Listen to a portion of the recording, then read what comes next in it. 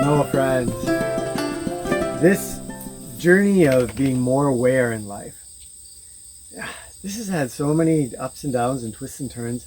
And I think for me, there's this huge realization of often realizing that where I was a month, a year ago, last week, so different than where we are today. It's ever growing. And looking back, it kind of sucks to realize how much I could have been missing, or how much I did miss in life, because I was lost in some mental state instead of aware of what was going on right around me. And you and I started talking just the other day about something that really has helped us out to have more presence.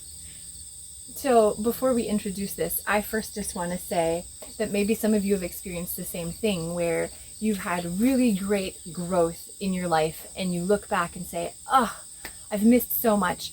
I want to just slice that right off of there. That's like that second hat that I've talked about in another video. Don't worry about that. You can only know what you know when you know it. Hi, we have a little friend who's going to kiss you. Will be quite a kisser. So don't carry that into this. Like, let it go. You are where you are, and thank goodness you're here now, so that whatever you have left in front of you, and especially this moment, you'll be able to fully enjoy. So I always feel like that's an important thing, is to realize we can only know what we do at the time. We can only be our best selves right where we are, and then we grow more. You're so inspiring. Well, I just think it's important that we don't get hung up on, oh, if only I had known that sooner. You're learning it now, so let's be here now, and don't, have compassion for your past self. And then that also allows you to have compassion for other people, because maybe they're not at the place where they see something, and maybe they will be in a month or in 2 years.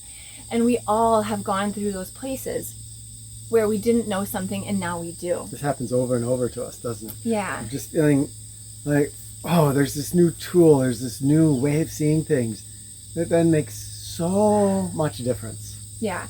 So this one in particular is something that all of us encounter every single day. It's very subtle, and I feel like it's very insidious. Insidious or insidious? Insidious. Subtle and insidious. I'm thinking assiduous, insidious. Anyway, insidious. It's very sneaky. Yeah, it is. Yeah. Because it's so ever present. It's something that we don't even notice. We don't have a name for it, really. We do now. We're going to give you a name for it. We're calling it micro goals. Micro goals. Big goals are easy, or even daily goals. Yeah, I have this to-do list. I need to call the plumber back.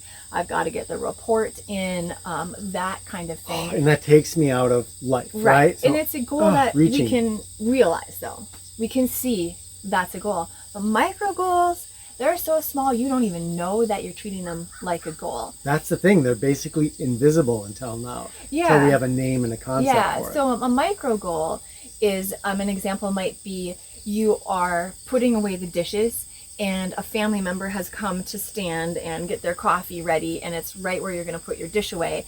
And your micro goal is, I'm going to put this plate up on the counter. But I'm standing in the way, oblivious to you there. And I'm thinking, I need to get, and there's just, sometimes for me, there's this flicker of irritation. I was just in this process, you come and stood, you're mixing your coffee, can you get out of my way? Because I have this mini micro goal that should be super easy. And there's that moment of, it happens a lot. It's little. Throughout the day. You're waiting in line to get your coffee or your tea or whatever, your lunch, and the person in front of you, they can't find their wallet in their purse. And you're thinking, come on, person, can you get a little more organized? I just have one thing. I know what I want. It's super quick. And it's a micro goal. And I feel like those micro goals, a lot of times, they just switch on a little irritation. Tiny little bits. Yeah. But those little bits, they are significant because they add up and they affect our mind state. So to me, it's a completely different experience of life. If let's just use that example. That's a really good one, because if you live with somebody, you probably have hundreds of these micro goals every day. And living with somebody else, the reason that can be so irritating over time for some people is because other people get in the way of our micro goals. So this morning, you were putting the dishes away. Putting the dishes away, that exact example. And Mirabelle was standing there, I think, by the counter. And I had a choice. The one was, there she's in the way. I can say, Mirabelle, could you move? Even if I do that, notice I'm really focused on the micro goal of getting my thing there. And I could sit and pretend that I'm patient and Yoda when I'm really not. I'm going, I only need to put this right there. Like, what are you doing? Can you just move? Or I can, extend my arms out a little bit in front of me and get a little workout from those. And I can engage with Mirabelle and talk with her. And I could take a few breaths and be in a meditative state. So many other choices I could make where I take that micro goal. And to me, it's very helpful to just say, that micro goal, it's gonna get done. I'm gonna get to put my things on the shelf. Now that little part of my mind can be satisfied. It may not happen in the next 3 seconds. It may not happen in the next 10 seconds. Maybe it will even take a whole minute out of my day. However long it takes, I'm just gonna stand there and be present and make this 10 seconds to a minute valuable. I think what's really important is the awareness that you are in a micro goal. And what's beautiful about that is we have all of these micro goals in the day that we don't realize are happening. And once you realize I'm in a micro goal and I'm attached to the outcome of it, then you have a choice. And so it's awareness coupled with a choice. And if you still feel that frustration, at least you have awareness that it's happening. And in the beginning, you're going to notice micro goals all the time and kind of, but then as you start to see, okay, this is a micro goal, you can almost have fun. Okay, this is a micro goal. What am I going to do with this time? I don't get a lot of time in my life to necessarily stop and contemplate some things that have been going on. So I like to use that time to think, okay, how are we going to plan this trip? And that's kind of a distraction. I also like to take deep breaths. That's another nice thing.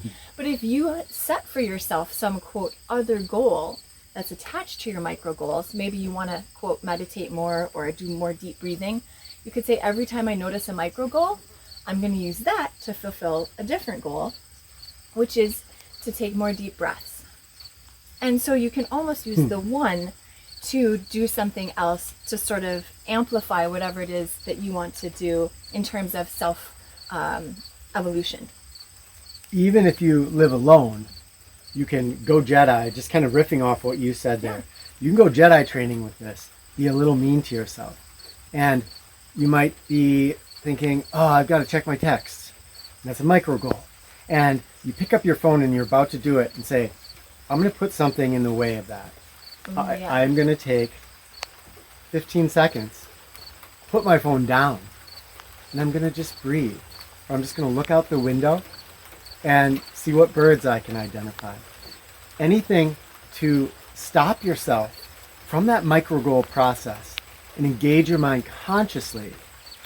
And then when you do your micro goal, try to do it consciously.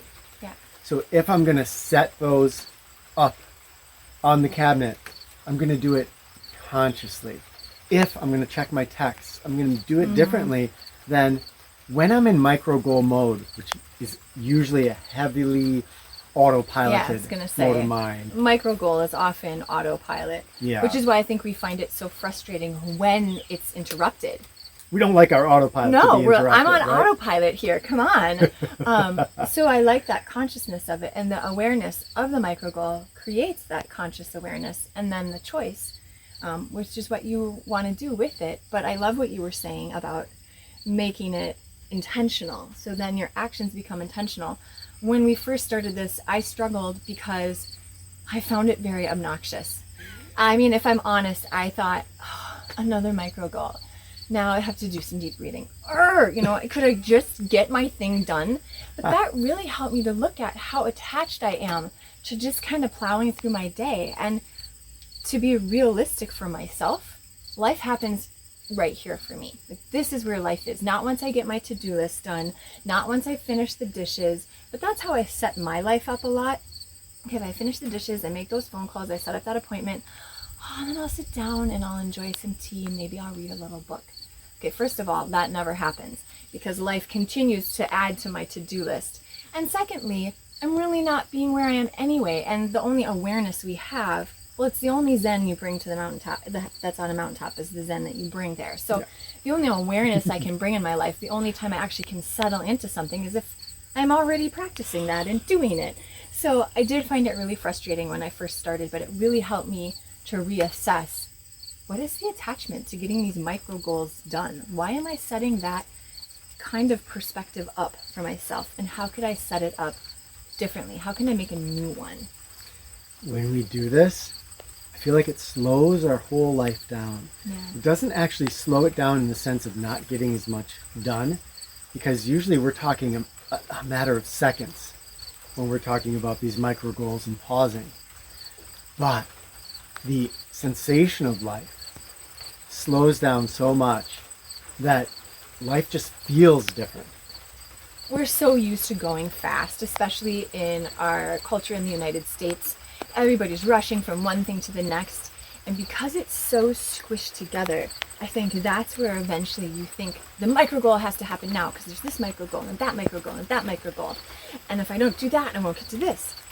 But the feeling of spaciousness that you get just from picking one or two of your micro goals to say, hey, I'm going to notice this. I'm going to do this with intention. I have a few moments here. Here's what I'm going to do with it. There's a level of calm that you can slowly start to become addicted to, where when you practice enough, you start to notice your rushingness. And rushingness, to me at least, it gets me grumpy. And so I just would be curious to see what your experience is with this. If you try noticing this, short term, what does it feel like if you practice it for a while, or you have been practicing for a while? Do you notice eventually that you crave more of that stillness? You crave less of the rushing? And does it become easier? What are some of your tips and tricks that you use to help you sort of reduce that autopilot need to get this really quick little thing done? I'd love to hear. So share in the comments, and I like that short term, but long term, if you try this for a month, a week, a few days, come back and leave a comment and let us know how it's shifted for you. All right, my friends. Good to see you all, by the way. So much love to you all. Thanks. We'll talk with you in the comments.